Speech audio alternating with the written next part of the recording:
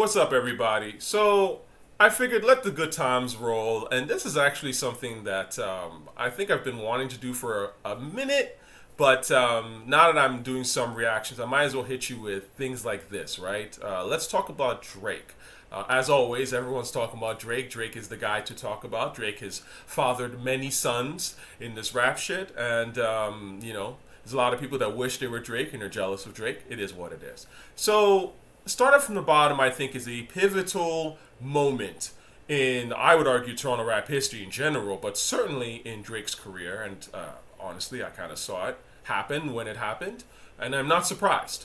Now, I will say that when I first heard the song, because the song was released like a few days before the video, so the song came out, and then there was some time, maybe like a week or so, before the video dropped. And what I found really interesting about the record was it reminded me of some ASAP Rocky shit right away. I was like, oh, this is very different for Drake. This is not hell yeah, fucking right. You know that the Wayneisms weren't there. Not as much anyways. Like, again, this was like a newer Drake. There was a little more bass in his voice. He was going harder. All of a sudden he was more, gangster with it to a certain degree. And the beat reminded me of something that I would hear Rocky do, but just, again, maybe a little more polished, a little cleaner. But, it definitely struck me as ASAP Drizzy, without a doubt. Shout out to ASAP Rocky. So, I was fucking with it from day one. Day one. I liked the record. It was the first Drake record I can say that I actually genuinely liked. Really liked. Like, I was listening to it a lot. Best I Ever Had was dope. Actually, let me go back, because I did like Best I Ever Had. I thought that was pretty dope. But again, it's a great party song, but it's not necessarily something I would listen to at home, if that makes sense. But if it came on somewhere, I'm like, oh, this is a great record. Or the other one was It's Been a Pleasure. If you can find that, the original version, it ended up going to Bun B, and I think Bun B kind of wasted it. But there was an original version that I liked. T-Minus did the beat, and I used to play that actually a lot at home. But again, still Wayne-ish, Started from the Bottom was different, okay? Now, Started from the Bottom, to me, I remember hearing it and being like, I fuck with this. And people that I knew who weren't fucking with Drake, like myself, I wasn't into Drake like that, were like, ooh, this is dope. This is some actual, like, rap shit to a certain extent. And I found that the people who were really into Drake, who like that Take Care, that R&B Drake, they didn't know how to take the record at first. I remember there was that initial, like, oh, this is weird. Like, is this dope? Is it not? And they were kind of looking to us to whether or not people like me would accept it. And obviously we did. And then the video came out and the rest is history. But my point is, and if you disagree with me, let me look at something from, this is a random comment. I know this is not an important person. I don't know who this is. But I have to say, I'm just pulling this out, it's just a comment of many, right? But, this guy says, okay, this is the lead single from Drake's third album, and it's obviously he's no longer trying. I mean, listen to this, right? Like, again, there was that sort of like, and a little bit of dismissal, and, Drake says you start, hey, whatever. So, that's fine. But the point is this. I felt that Started from the Bottom was, in fact, a very, very great start for Drake, and it was almost a reintroduction to a new Drake. Now, I mention this because the video also really catapulted the song to a whole nother stratosphere, in my opinion. I thought it was a very, very smart video done by Director X, and I've told X this, I'm sure. If X ever sees this video, he'll recognize my face and be like, yes. I mean, I've said this to X in public, and they're like, this video to me is the illest Canadian rap video I've ever seen. And I think that it instantly, I saw it and I was like, this is the cool shit. This is the shit that Canada's been needing. Now, I will say this. The reason why you don't see as much Canadian rap videos, especially the older stuff, is that you have to remember the time period. Drake is benefiting a lot from cheaper film equipment, obviously a major label budget. There's a lot of things that Drake has, even at that time, that Canadian rappers prior to him just did not have. And I think we need to really stress this, right? As great as Director X did a fantastic job and Drake on this video, we also need to, it's not like people weren't trying or people didn't have ideas. before Drake, right? Toronto rap, Canadian rap has had a really hard time because Canada as a whole was very, very hostile to rap music. And that is a story that at some point will get told. But the truth of the matter is that it was very tough for people growing up here in Toronto who were right next to New York. So, people in Toronto were rapping very, very early. They were getting those tapes. They have cousins in New York. So, you might look at it now and be like, oh, Toronto dude, how's a Toronto dude running rap? But Toronto and New York have always had a relationship, right? So it was very hard because the private sector in general in Canada does not invest in the arts as much, right? That is an issue actually that I think is always been ongoing with Canada. That's number one. And number two, sort of the government system is where it steps in because there is supposedly government funding, but then the government funds are not set up for the arts, and they're certainly not set up for rap music, which at the time was like some real new revolutionary dangerous type shit. And Canada is very like, it's old England in a lot of ways out here. Anyway, I say this to say that people have tried, and they just it's again, back then it was expensive to make videos. So it's, you don't have a budget, you're not on a label, you're just some guy, you have rap dreams, you couldn't just record videos like that. So again, Director X is benefiting from things being better. I do want to mention this, that VideoFACT kind of came on in the 1980s, 84, and this is what I have here, because there was a fund that City TV that was created actually by, you'll see Moses Neimer and Bernie Finkelstein. What do those names have in common? Oh, they're Jewish. Oh, what a surprise. And they created, it's called MuchFACT now, but at the time it was called VideoFACT. And the idea was, if you submitted a proposal, they would give you money to shoot your music video. Again, I stress this because it's very disappointing to see black folk be anti-Jewish, because the truth of the matter is that Jews have done a lot for black folk in the arts. They've done a lot for people in the arts in general. When you look at the art scene in pretty much any country you can think of, there's always a lot of Jews that are, supporting it. This is the truth, okay? We have in Toronto, I forget the name, Luminato Festival or something like that. That's probably ongoing right now. If you look at the sponsors of those art festivals, you're going to see Jewish names, right? They put their money behind these things. You're not going to see Arab Muslim names, respectfully. Okay, what Palestinian individual has been supporting black arts, really? Okay, and has a history of doing that. I mean, come on, man. Let's be real here, all right? So it's hard for me, honestly, when people are like, oh, you're a Zionist. Like, well, yeah, I love the arts. I don't understand how you can love the arts and hate Jews. It's weird, because Jews have put so much into the arts. And when at a time when people were not paying attention to the arts, they're the ones that helped a lot of people in the arts. Now, of course, have there been Jews that have exploited people in the arts? Of course there have been. Jews are not a monolith. No one is perfect. No group of people are perfect.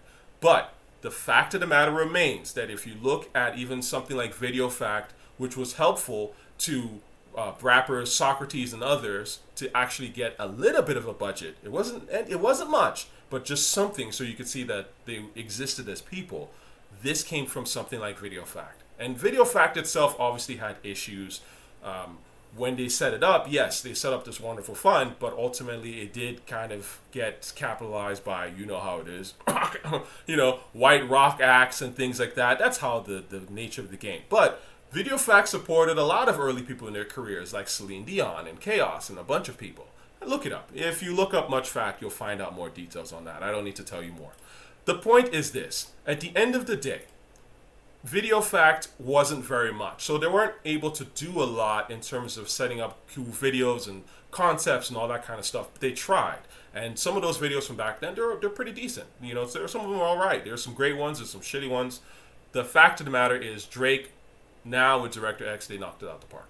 And they've made something that I think is really going to stand the test of time. And I think is, for those rappers who are, especially from Toronto, paying attention, I think this is a video that you got to study for a bunch of reasons. And that's why I'm going to react to it. Okay? Now, let's start from the beginning.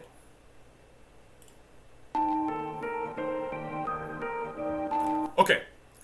Sorry, pause it right away. I love this. Again, Toronto.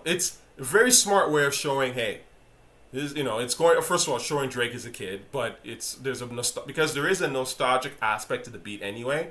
But the fact of the matter is, this is a great way to show a Toronto logo, right? They could have done like Nathan Phillips Square. It would have been kind of corny, a little touristy. This is like this is a logo that people in Toronto see all the time, right? There's a lot of parks in Toronto. That's something that, again, if you're coming into Toronto, you're going to see a lot of green spaces. So I thought this was really smart. Again, it's a good shot. It's a good here. You're entering Toronto, right? And it's a dope way to show that. So let's go back.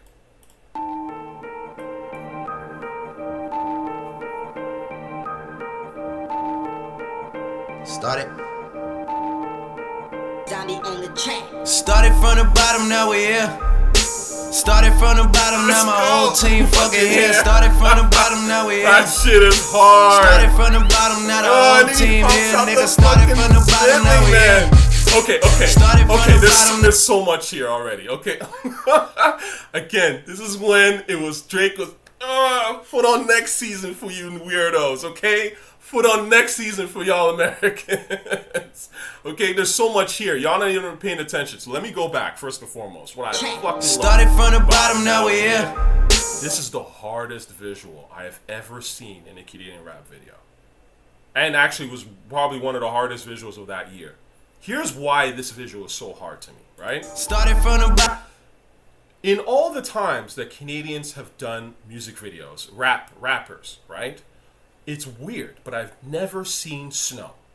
And you would think in Canada, a place where there's winter everywhere, there's nowhere in Canada that you can go to escape winter. Vancouver, if you're lucky, a little bit. But in general, there's absolutely nowhere in Canada you can go to escape snow. We see snow all the time. Snow is everywhere, especially, during the winter months.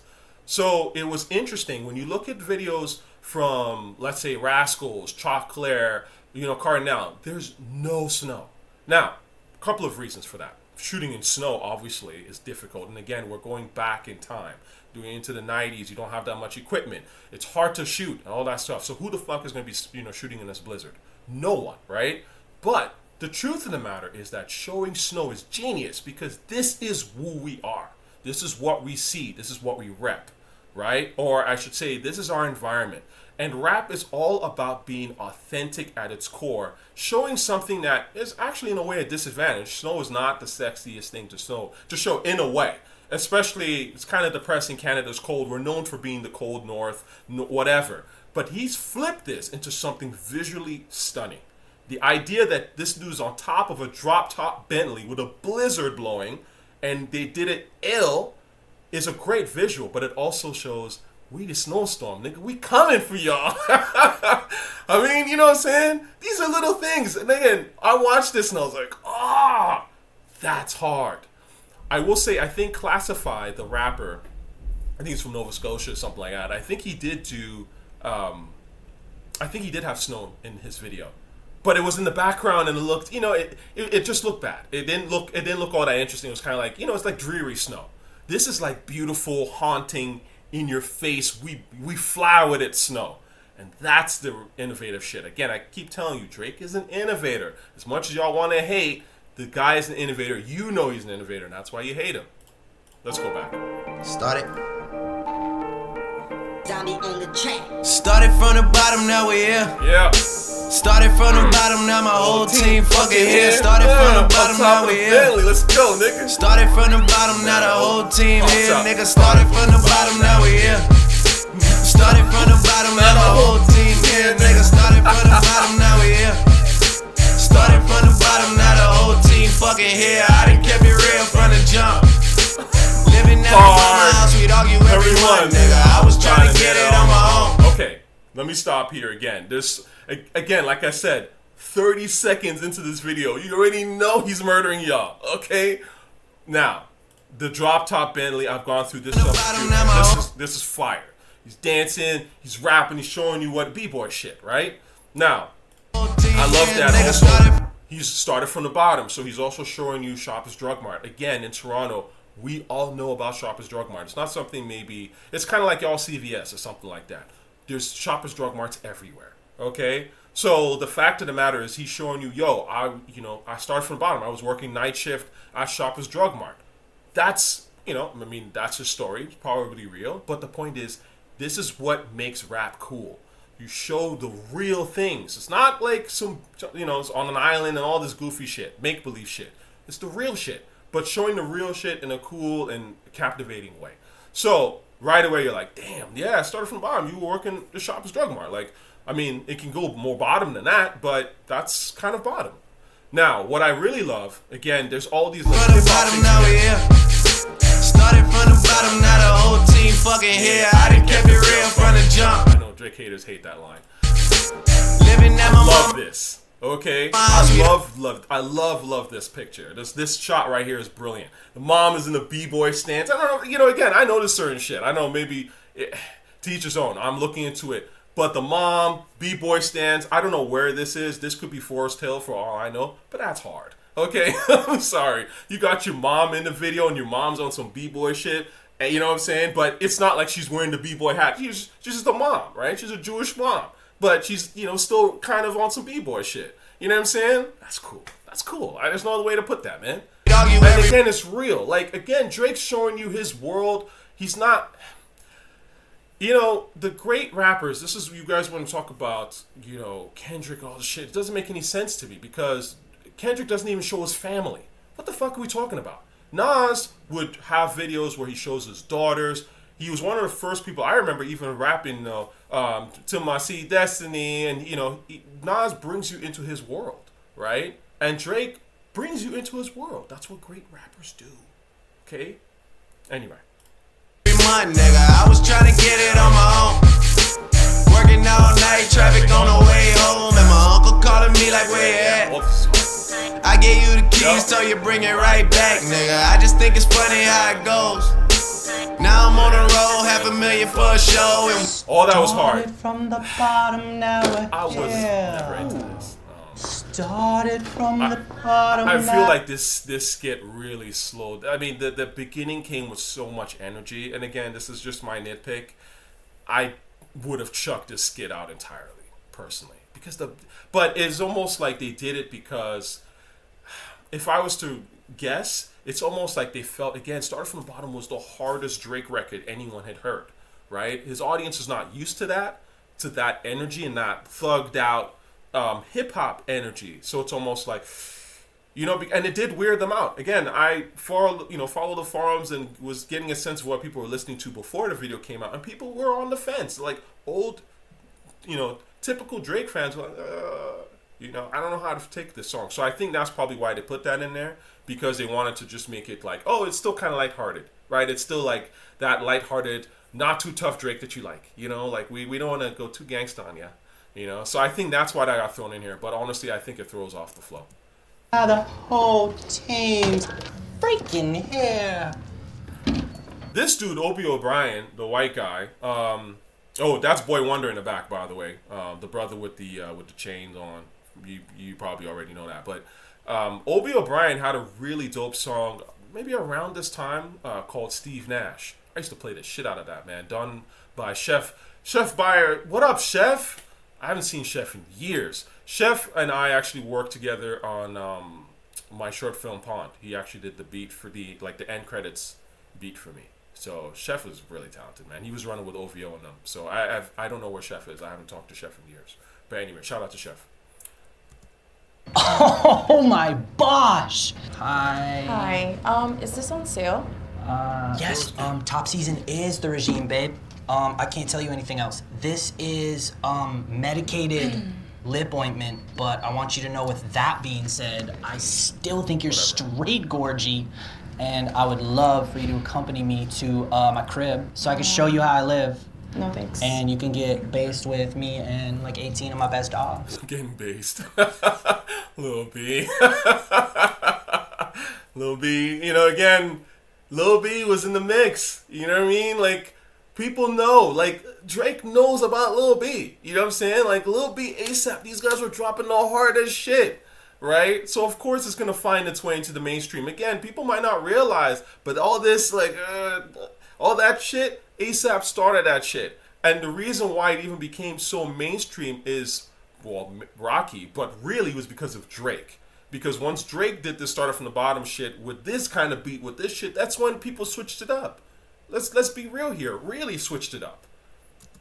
Yo, your because once Drake does something, it's like fully mainstream now, and now everyone's got to do it. But that's the fact. Oh, man, she sounds super pregnant. LaQuisha. I'm gonna be alright. I don't know this guy. I've never understood who this person was. Y'all can tell me in the comments. I mean, he's part of the team. Maybe he's a business guy behind the scenes. I don't know. Look just like my ex-girlfriend. She died last week. She didn't die, but he looked just like her. Yeah, I see, and this goes on too long. I gotta be honest. You know, again, if it was a tiny little cutscene, you know, yeah, but this is. We can do like a double date or something crazy like that. My treat. Okay. It's all on me. Come on around the other can. I'll take care of you. Sure. Don't be shy now. Oh, thanks. Or be shy. Okay. I look way different when I'm not in my work clothes. Right. Started from the bottom, now we're here. That's hard. Started from the bottom, now my whole team fucking here. So I like this. Also, by the way, their Shoppers Drug Mart, the lighting is cool. I really like that flashing confetti stuff. Again, you're taking the best stuff that's memorable is to present the ordinary, but make it hyper real, you know, and add an epic, almost a fantasy layer on top of it. Does that make sense? So that's kind of cool. It's a good shot. Started from the bottom, now we here. Started from the bottom, now the whole team here. Nigga, started from the bottom, now we here. Started from the bottom, now the whole team fucking here. Started from the bottom, now we here. Started from the bottom, now the whole team here. Nigga, always tell stories about the Hey, man. that was hard. Okay. Say I never struggled, wasn't hungry. Yeah, I died it, nigga. Oh. That's a dome shot to you haters. Anyway, again, look, listen. I would say I was a Drake hater, and I felt like he was foot on next season for me. So I'm trying to help y'all, Drake haters. There's no reason to hate this dude. This dude's innovative, man. So I was sitting there like, damn, like am I fucking up? Anyway, started from the bottom, now we here. Started from the bottom, now we here. I love that. Again, this is really simple. Bowling alley with your peoples. It made Toronto look lit. Like, I mean, this is the simple shit.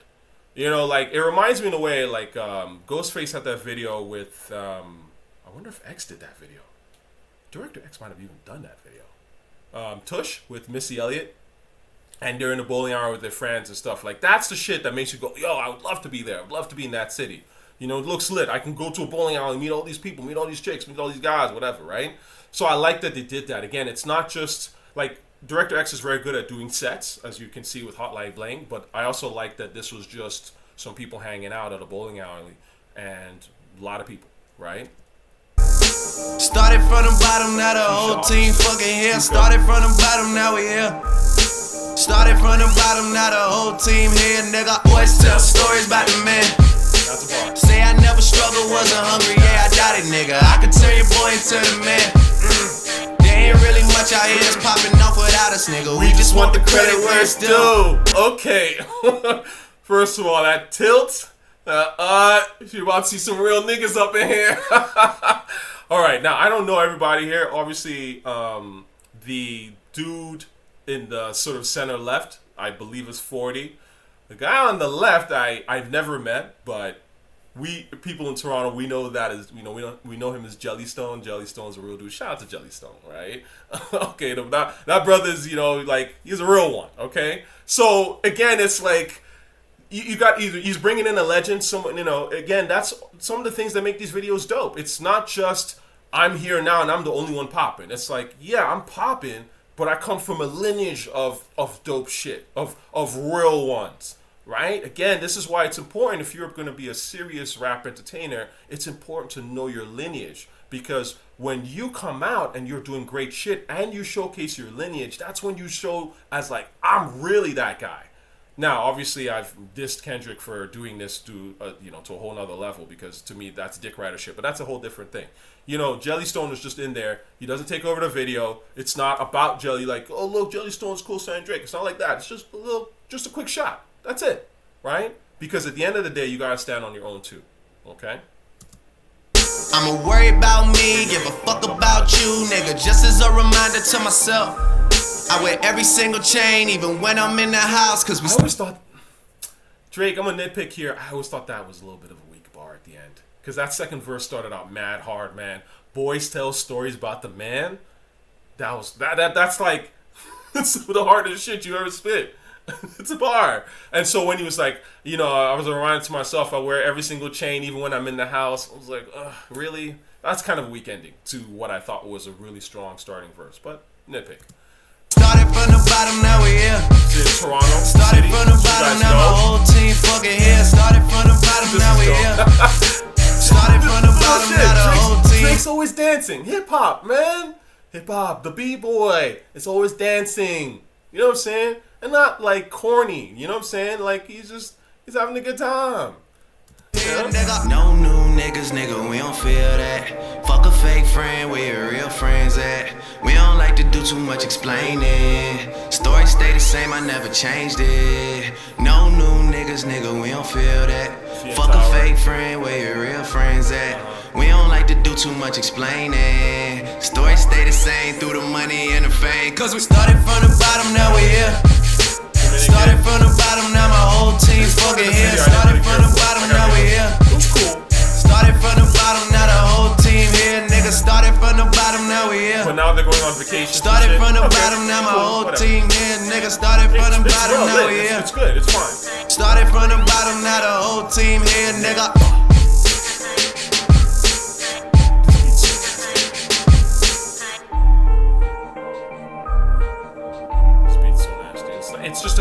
It's a good, hard enough beat to get a hip hop head like myself into it and excited about it while being palatable enough for the mainstream. You know what I mean? And that's dope. All this stuff, this was cool. Like I said, oh, that's a nice shot. I like that. Cause we started from the bottom, now we here. Started from the bottom, now my whole Tony team Montana. fucking here. Started See from the that bottom, Tony now we Montana here. shit? Started from the Scarface. bottom, now the whole team here. Nigga, started from the bottom, now we here. This is Started cool. from the This bottom, is now alright. the This is whole all team good. here. Nigga, started from the bottom, now we here. Started from the bottom, now the whole team here. Black Nigga. folk. Again, this is all right. Whatever. Director X. I like this now. Now we're getting back to what I love about this video. Again, back to more real shit, right? To a certain degree. The vacation stuff is cool, but at the end of the day, most people ain't really traveling like that and being in Turks and Caicos and shit like that. I mean, that's fantasy shit. You want to make everyday shit look cool, right? And so this is the stuff, because I remember at this time my cousins and people in stateside, and when I would travel, be like, yo, Toronto look lit, right? Like, they'd see this shit and go, yo, I need to come up to Toronto. That's what I'm talking about. That's how you know you've made an impactful video, right away. And people started to come out here for real. To the point where I would go to New York, I'd hang out where there'd be an LES, and I remember talking to a waitress one time. She was getting me a drink. And she was like, "Oh, where are you from?" And I was like, "I'm from Toronto." She was like, "Oh, you from the 6?" And I was like, "Oh shit, it's like that." It's like that now, huh? Like, we weren't getting love like that, really. You know what I'm saying? But that's what I'm saying. You get a great artist that reps your city, shit starts to move a little different. I like this. This was hard. That was hard. I like that. That was dope. Oh yeah, and I love the guy with the Timbs dancing in the circle. All this is great. That's right. Let me go back, because I love that. This is literally one of my favorite parts of the video. Boom. That dance. Yup. Footwork. Fire. Just dancing. Just having a good time. Dope beat. Hard beat. That's great. Toronto. Let's go. This is when Drake took over. I'm telling you. So, you know, there you have it. I know that a lot of people, the haters, are angry. They're always furious. But at the end of the day, man, Drake's an innovator. He does some innovative shit. And that was a video that was a moment, straight up. And I think that Drake taking that gamble, I think, saved his career. And really, honestly, like, I mean, his career wasn't in dire straits or anything like that. He was actually he was doing well. But my point is that him taking that gamble, because it was definitely a gamble, was very, very sharp and very smart. And I think it has extended his life far longer than it probably normally would have. Because had he stayed in that Lil Wayneism bubble, I think he wouldn't be relevant today, to be honest with you. I think he would have, in fact, by like 2014 or some shit, especially given when ASAP came through, because that's what happens when a new artist comes with some new shit you've never heard before, like some super hard, and everyone's like, whoa, like at least the heads are like, whoa. You have to pick up on that and go, oh, something's changed now. Like, we can't just be comfortable doing the same old shit. We gotta get with this, or else we're gonna get left behind. And I think Drake was very smart on that. So shout out to Drake, shout out to Director X, and all the people responded, sort of responsible for that video. And shout out to Toronto, man. All right, later.